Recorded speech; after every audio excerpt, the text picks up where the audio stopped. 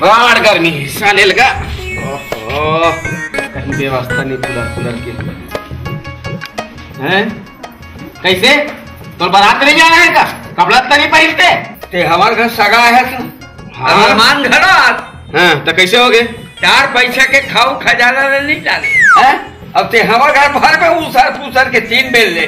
अरे जूठा हाथ में कबू कम्बल नहीं खेदारे रे। खेदारे के है बाबा हमार मामा गांव में।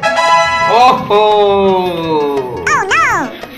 यहाँ पड़े पड़े यहाँ चाकर चाकर कौआ बाबा कौआ।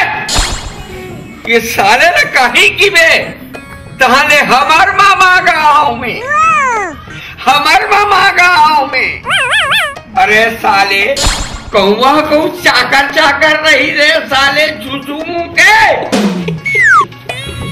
किसिया जन बाबा। ये देख लाने हो ना इसको बारात के दिन खोलेंगे समधिन के घर। दिखा रे देखो देखो खोल के देखो। गांजा पीछा गांजा नो है ना।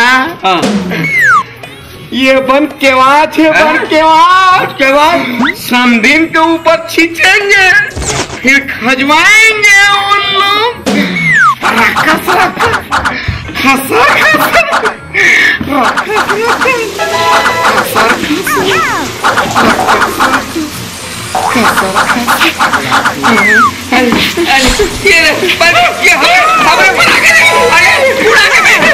हमें